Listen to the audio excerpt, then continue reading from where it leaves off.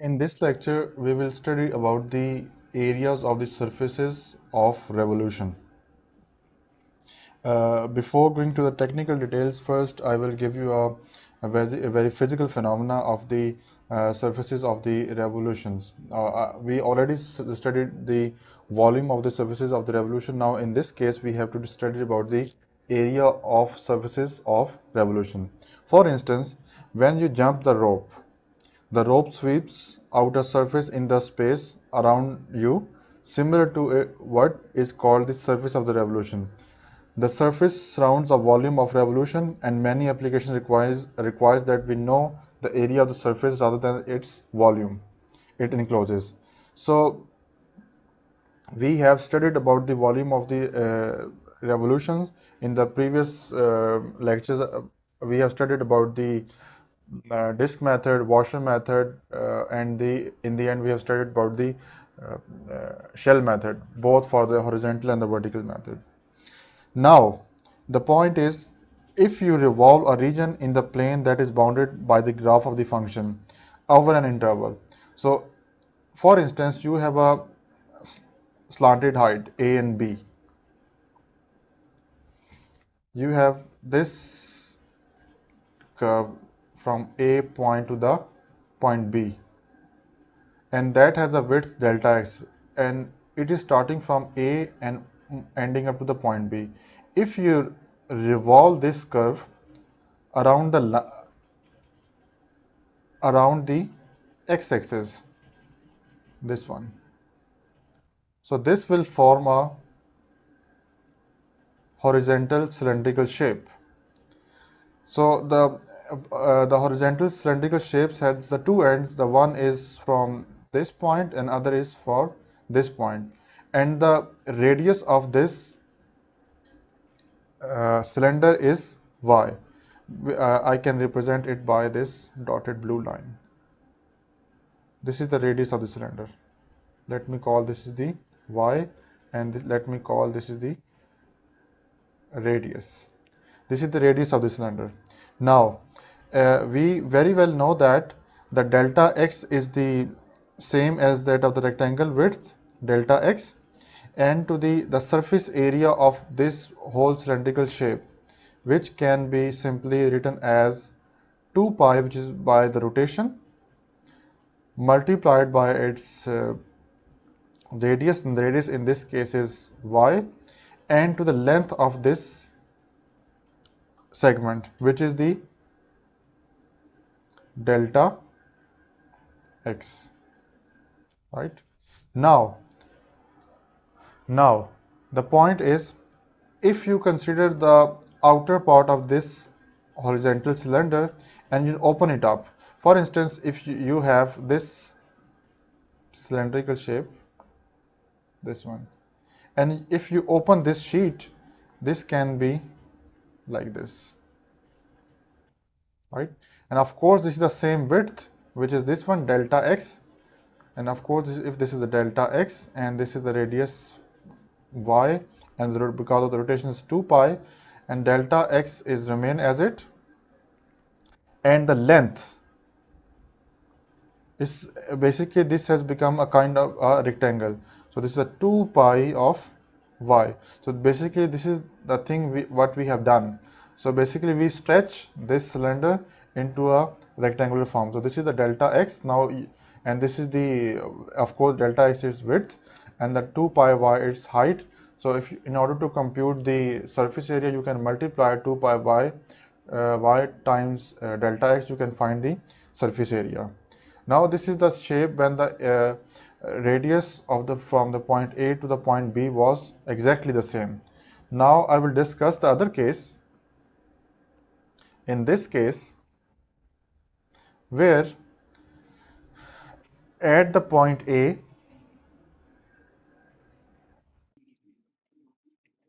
at this point, this is a kind of conic shape.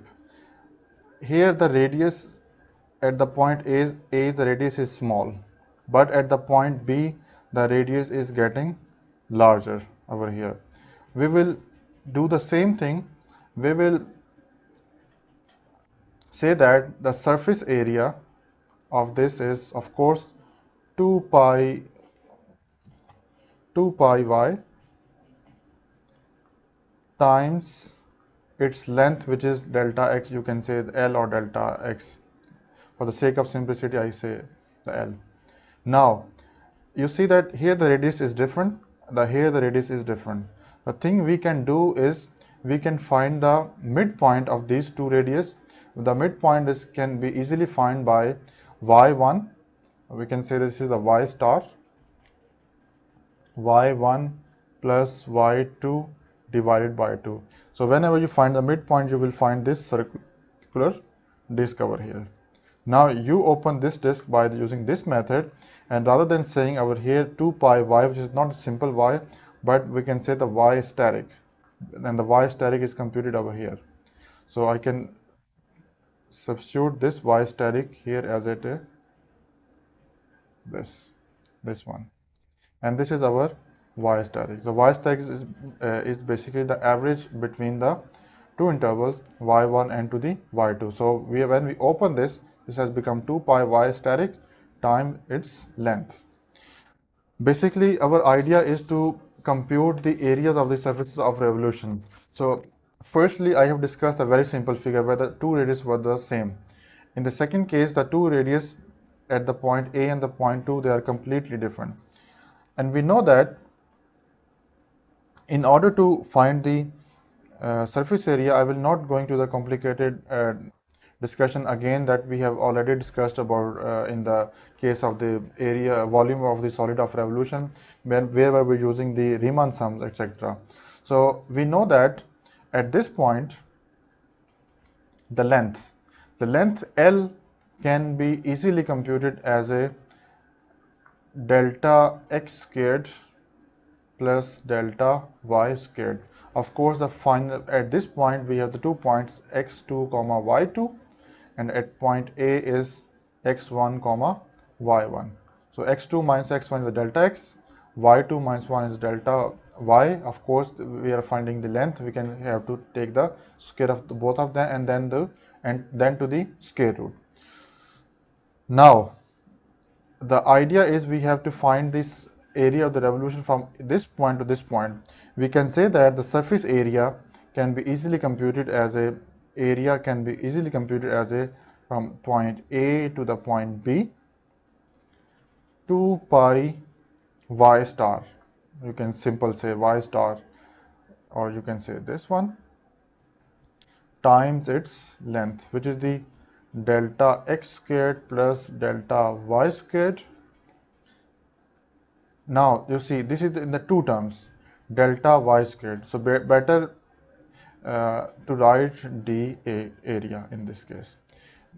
As we discussed the last time, the f dash, which is coming from the Riemann sum, f dash of ck is the delta yk divided by delta xk. So in this case, delta yk can be easily replaced by f dash of ck and to the delta xk. So in this case, if you replace by this one, so this can be easily become, I can write here,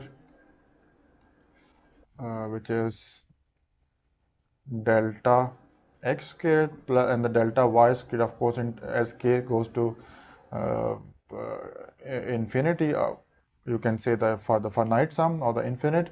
So this will become delta x squared f dash of x, this one. Now you take the delta x common over here, from this will become 1 plus f dash of x and to the delta x.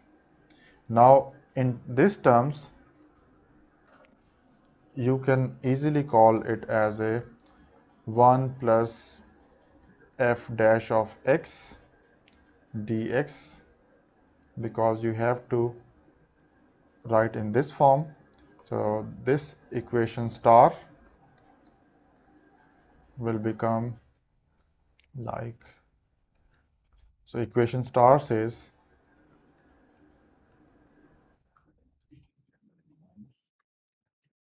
area is equal to A to B. Now I will get rid of this y star. I will just say this is simple y. Now we are confident enough to write y, and the y is automatically mean this is the mean. And at this place we can substitute 1 plus f dash of x and to the dx. This is how we can find the area of the surface of the revolution. Or in other words, this is y. This means this is the rotation is along the x-axis, because this is the function of x. So in this case, we can simply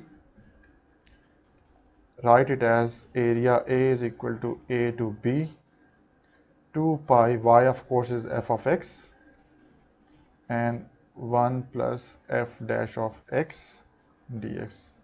This is how you can find the area of the surface.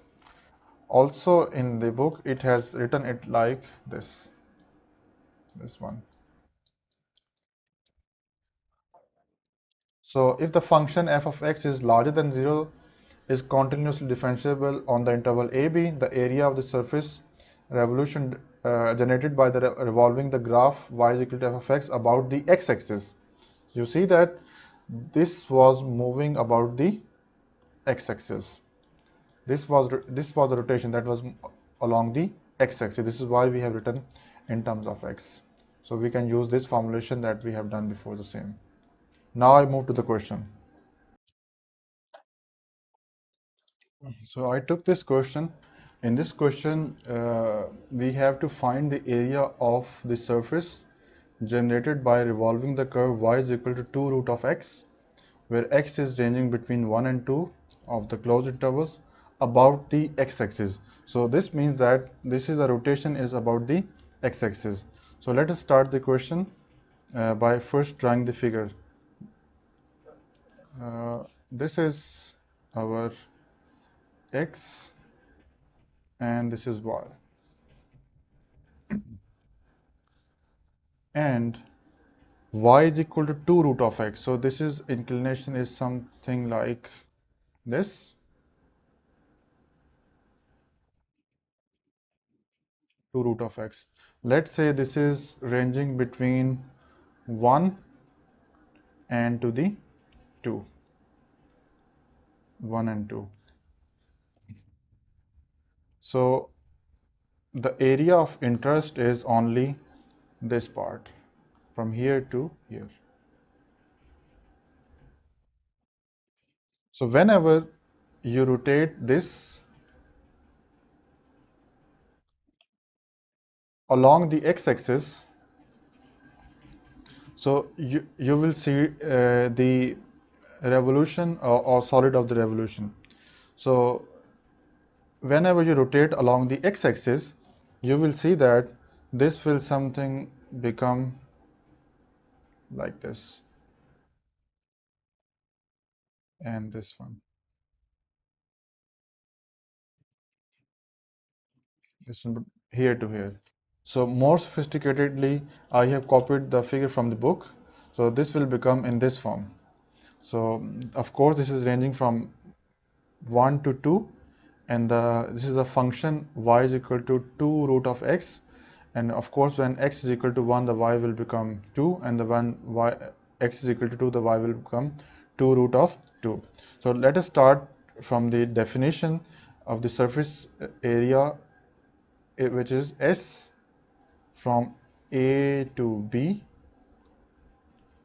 2 pi y, because this is the revolution of the y is equal to f of x. So this is rotating along the x-axis. One can say that 1 plus f dash of x whole squared and to the dx. And you can also write it as from S from A to B, from 1 to 2, from 1 to 2, 2 pi, and y is our case is 2 root of x, which is the 2 root of x 1 plus f dash. So we know that y is equal to f of x, and in our case f of x is equal to 2 root of x, and y dash or f dash of x will become 1 over root of x. So basically we just have took the derivative with respect to x. So we can write it here as a 1 plus root of x whole squared and to the dx. So altogether this will become surface area. This is a 2 into 2, 4, which is come out 4 pi 1 to 2 root of x. And whenever you solve this one by taking the square and the LCM, so you will get like root of x plus 1 divided by root of x. So this is gone, and surface area S is only the 4 pi from 1 to 2 root of x plus 1 and to the dx. So now you take the integration and you will put the upper and lower limit. You will find the area, which is the 8 pi divided by 3 and 3 root of 3 minus 2 root of 2. So the area covered by this curve when it is revolved around along the x-axis is 8 pi by 3 into 3 root of 3 minus 2 root of 2. This is the area. Now in the next part I will discuss about those figures when they are revolving along the y-axis. So in this case this was a revolution along the x-axis. Now in the next case I will discuss how they're revolving about the y-axis. Now in this case we see that the revolution is along the y-axis. So basically this was the curve. I just give you a rough overview. The curve was, maybe I can just do with a different color, x plus y is equal to 1. This is the curve for the x plus y is equal to 1. If you rotate along the y-axis like this, so this will form this conic shape. Of course this is the rotation, which is a 2 pi, and then this is slanted height L, which is textured by the delta y. Now rather than having in this formulation the function y is equal to f of x, we rather say that this is the function for x is equal to g of x. So this is the nullifying case, this one, right? So x is equal to g of y. This is g of y, g of y. So because this is moving along the y-axis, so the function of x will take the part. So, or in other words, you can also call it as a x is equal to 1 minus y. This is any function. X is equal to 1 minus y, and the y is ranging between 0 and 1.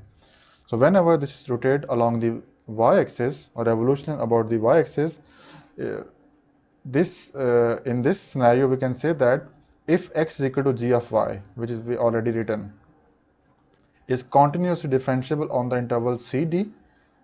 Interval is from here to here. This is the interval CD.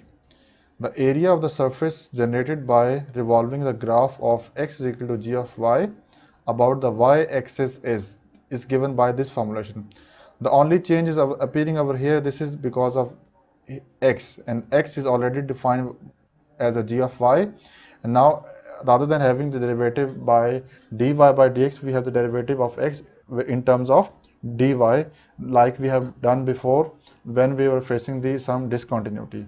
So in the end we will use this formulation. Now let us try to find the area of this surface when we have the revolution about the y-axis.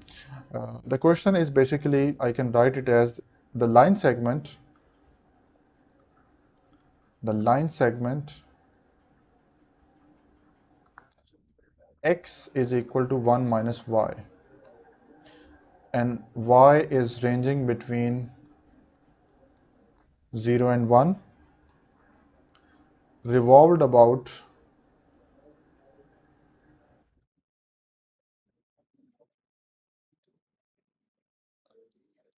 the y-axis to generate a cone. Generate a cone. Find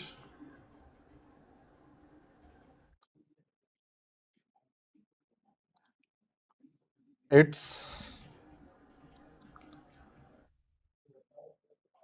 lateral surface area.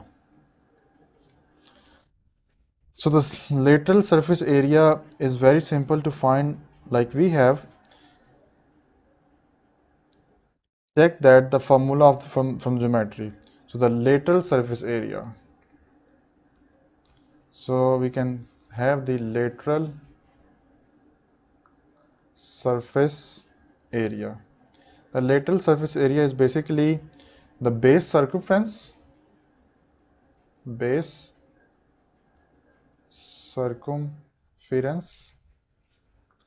divided by 2, because this is only the base circumference here. This is a one-sided. This is not the two-sided. This is why we are divided by 2 times its slant height, which is represented by this line, which is a slant height.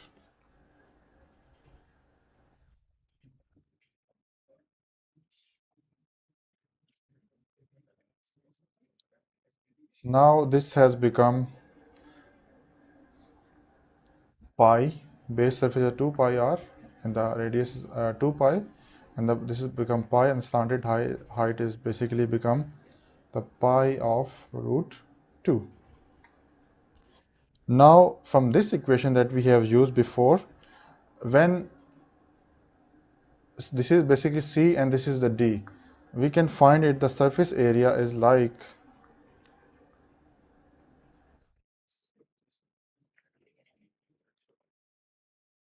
from 0 to 1, from 0 to 1 over here. So this is the, actually this is the one way. One can say this is the method 1 without calculus. Now we are using the calculus, the method 2. So the method 2 says, by using the equation 4, this is a 2 pi, which is a constant, I will write outside. Now x is basically 1 minus y, 1 minus y, and root of 1 plus dx by dy. Now we know that x, when x is equal to 1 minus y, so the dx by dy has become 1 minus 1, of course minus 1. This one becomes 0 and minus y is minus 1. So this will become minus 1 whole squared. Of course this is positive, and this will equivalent to the 2 pi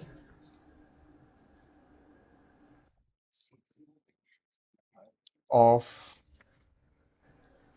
0 to 1,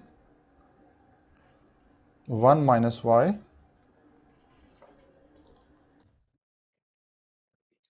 1 minus y, and root 2 dy. Of course, here we also have to write this dy. Sorry, I forgot dy. And whenever you solve this integral, you will find like 2 pi root 2, just integrate y minus y squared by 2, 0 to 1, and 2 pi root 2 of 1 minus 1 by 2. And this is equivalent to, after solving, this is the pi of root 2. So you can call it as the equation 2 or this is equation 1. They are both are same. This means that either you solve this, either you find the surface area by the calculus by using this equation 4, or you can use by the lateral area. You can find the same answer. So since we are working for the calculus, we will follow this formulation in the further computations. Now I would recommend you some question of the exercise that you have to do by yourself. The question 1, 4, 7. Then I would recommend 9, 11, 15, 18, 20,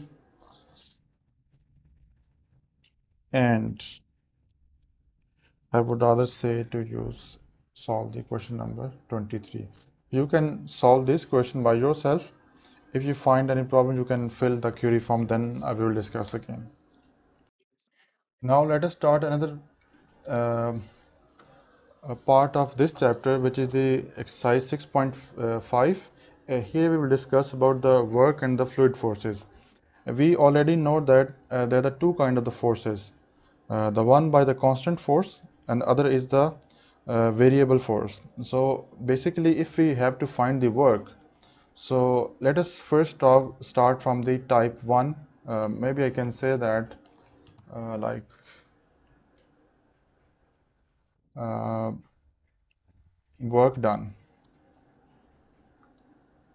work done. And in the work done, let us start from the type 1. The type 1 is basically when type 1 is by constant force. The constant force is basically when an object moves a distance d along the straight line, as a result being acted on by a force of constant magnitude F in the direction of the motion. We can define the work W, which is represented by the W, done by the force of the object with the formula like this. We have to basically find the work done.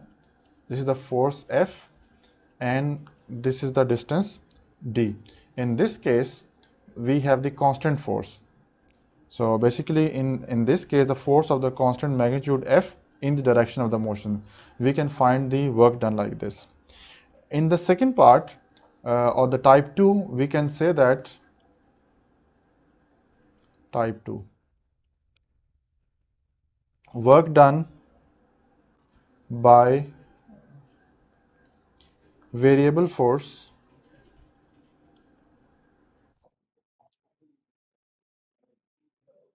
variable force along a line. Whenever we have the variable force, for instance, I can give you an example of the Hooke's law like this. This is the spring,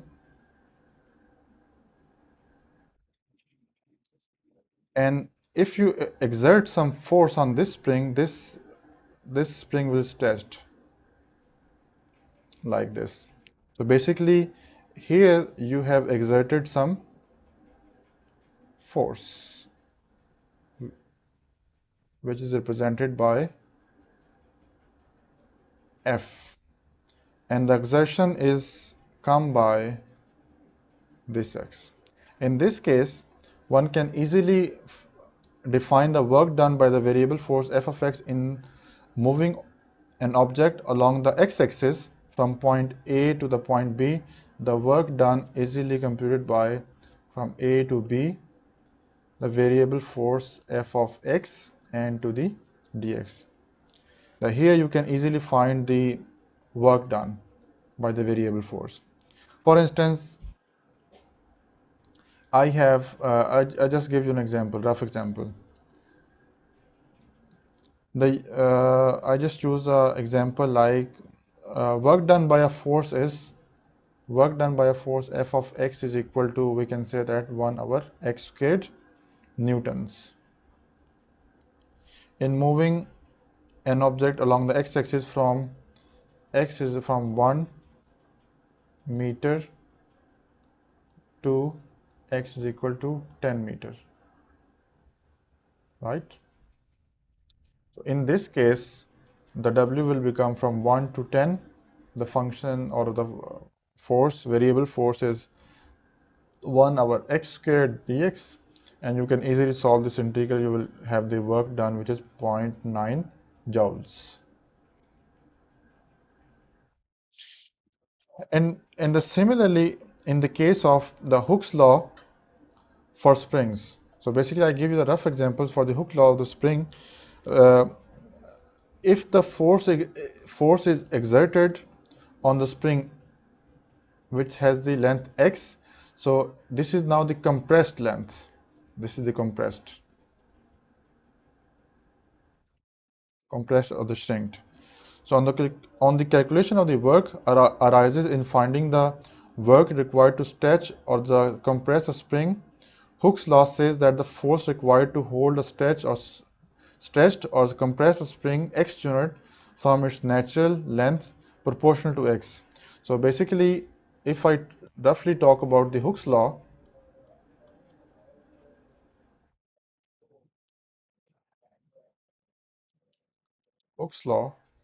I will use this figure.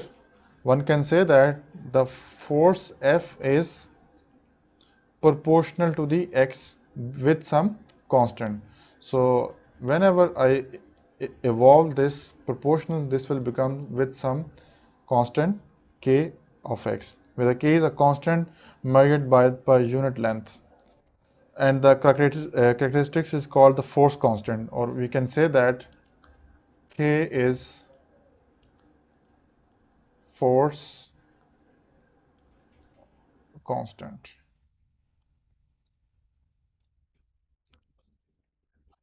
This is how you can completely find the work done by the this example. Now I will move to the example of the lifting object and the pumping liquid from the containers.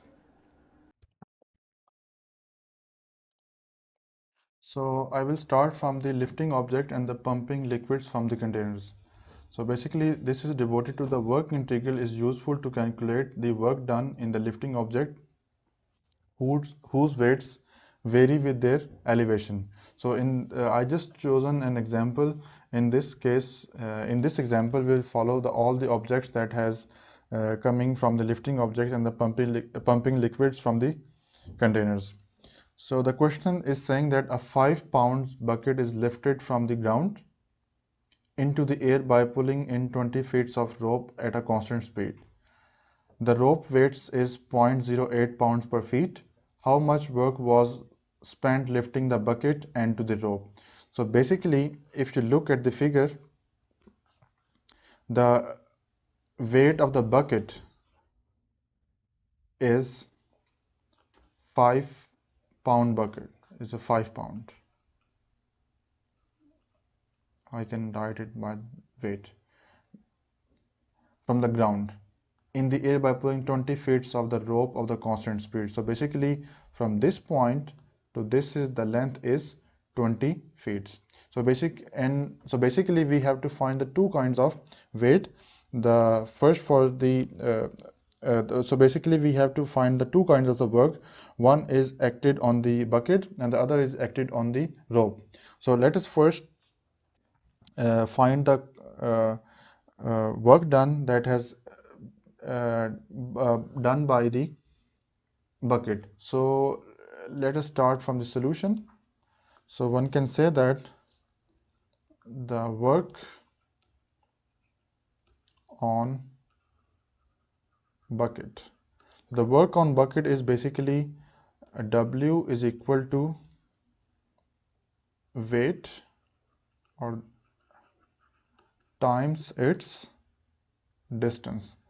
Why? Why we are saying that this is a weight times distance? Because the weight of this bucket is constant. So this is the 5 and this has traveled the distance from here to from 0 to 20 is 20 feet. So final minus initial is 20 minus 0 is 20 is this one. So altogether this is has become 100 feet pound is the work. Now in the second part, basically this is the two parts are both are attached. Here we have find the work that was spent lifting the bucket and the rope. So here we have find the work on the bucket. Now we will find the work on the rope. On the rope. Now look at the rope.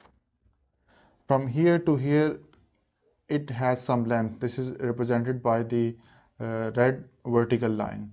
As the person is dragging this rope, the weight of the rope is getting smaller and smaller, and the weight of the rope of the pound per feet is 0.08 pound per feet, and the length of this is 20. So eventually this when this bucket is getting up and up, the length of the rope will be getting smaller and smaller. So in this case we can say that the point two when the bucket x is x feet off the ground, the remaining proportion of the rope still being lifted weight.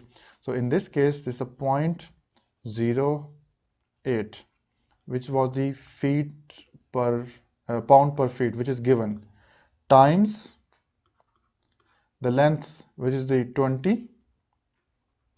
Eventually when this is getting up to this pulley, so this is has to be covered by the x length of pound. So the work in lifting the rope is, so work in the lifting rope is work on rope. One can say the work on rope, which is, maybe you can say like from here, from 0 to 20.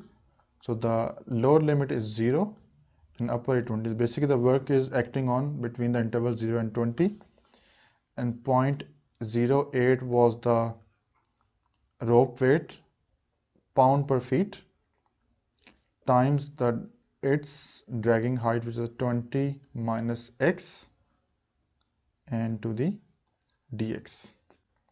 So whenever you solve this, uh, will become like 0 to 20. So 20 into the 0.8 will become 1.6 minus 0.08x dx. And all together, when you integrate, this will become 1.6x minus 0.04. This will remain as it x squared, and 1 divided by this, and this is 0 to 20, of course, from here to here. So all together, by solving this, you will find that like 32 is here minus, and when you put this, and this will become 16, and all together this is the 16 feet pound. So this is the work on the rope. So all together we can add, you can call it as a W1, work 1, and this is the W2. So all together the total work is W is equal to W1 plus W2. So the W1 was the work exerted on the bucket, and the W2 was the work that exerted on the lifting the rope. So all together this is 100 plus 16, it is the feet pound. So altogether 116 feet pound. This is the total work done that were exerted to pull the bucket along with the rope from the 0 height to the 20th height. Now we will briefly discuss about the fluid pressure and the forces. So let us give you a rough example. For instance, dams are built thicker at the bottom than at the top. You see that in this figure, if this is the dam and this is the base point and this is the its height that is getting smaller and smaller. So this is the reason, because I'm saying that the dams are built thicker at the bottom than at the top, because the pressure against them increases with depth. So because as you get uh, lower and the lower at this stage, finally here where the arrowhead are larger, and the pressure is much higher at this place rather than at this place. This is why the dams at the lower point, they are built much more thicker. The pressure at any point on a dam depends only on the how far below the surface the point is, and not on how much the surface on the dam happened to the tilted at this point. So the pressure in pounds per square feet at point H, feet below the surface, is always, if you give a rough example, 62.4 H height. The number 62.4 is the weight density of the fresh water in the pounds per cubic foot. Sorry. The pressure H feet below the surface of any fluid is the fluid weight density times its height. So this is the basically, if you work the pressure depth equation, so in the pressure depth equation in any fluid that is standing still, let us consider the example of the dam, because normally in the dams of water is still standing still. The pressure P at the depth, with the pressure P at this depth, is the fluid weight density, which is represented by W, times its height. Now if you want to go to the fluid force on the constant depth surface, so in this case the fluid force on the constant depth surface is basically, uh, if the force F is force per unit area, force per unit area times its area.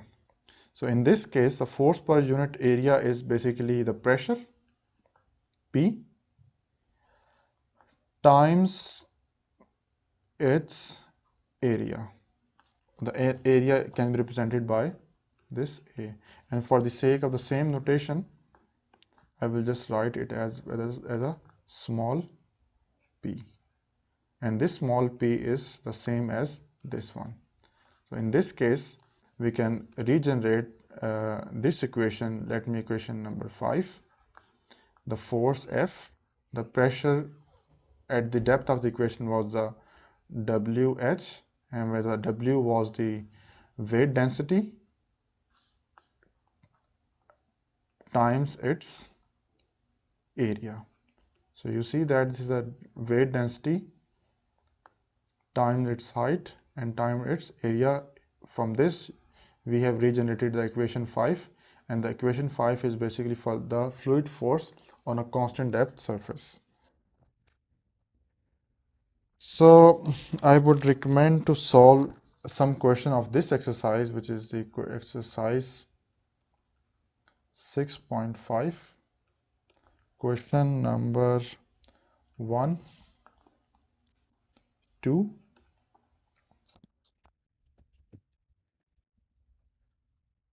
and I would say the question number 10. And these are enough for this exercise. Thank you.